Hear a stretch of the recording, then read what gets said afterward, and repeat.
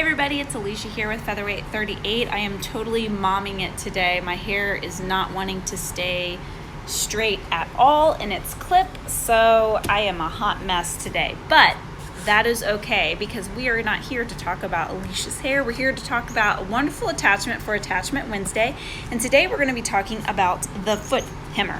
So you're probably wondering what exactly that attachment is, and it's the one that looks like this in your toolbox of machine attachments.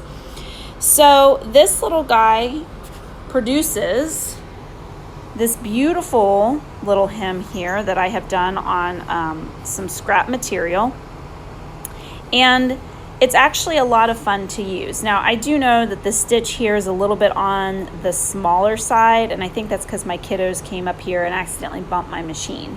But let's actually demonstrate this really cool attachment. So I'm going to stick you really fast on the tripod as we kind of talk about this. So what we want to do as our first step is we want to actually put the presser foot down, and we want to stitch about, I don't know, about an inch or so in. And my fabric kind of took off on me here. You want to cut your threads from the machine as close as you can to your actual strip. And the reason why we're doing that is we want to produce a few little tails here, because we're going to want these tails to be able to use.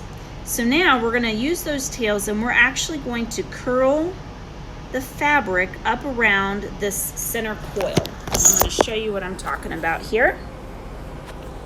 So this center coil here, we're going to want that fabric to go up and around it.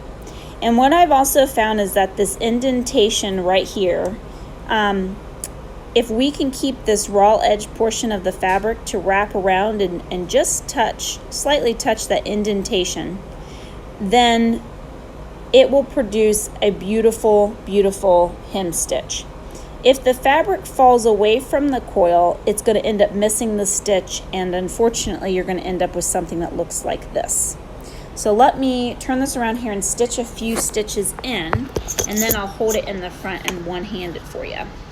So I'm just going to hold these, and I'm going to make sure that I have my other hand kind of wrapping around that center coil portion.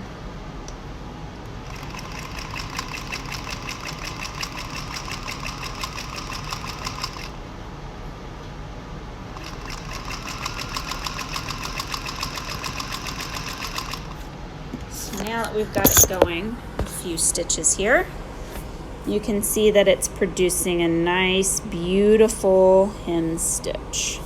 So, like I said, you're going to want to see if I turn this over, you can see that it's touching that indentation, and that's what we want. That's what I've noticed, that as long as we have enough fabric that would curl over to that indentation, then it won't miss the stitch.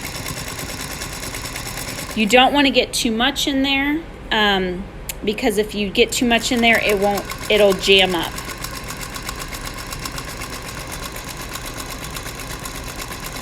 So here I've let it drop loose, and this is what happens when you let it, like if it doesn't have enough, then what you can see is it's missed the stitch completely. And it will keep going, but you have just completely missed that stitch. So it's important that when you've got the strip inside of your machine, that you try to keep that raw edge of the fabric right over top of the indentation on the coil portion.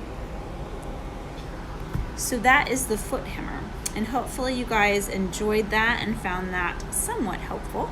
And thanks so much for joining us here on Featherweight 38 for our Attachment Wednesday.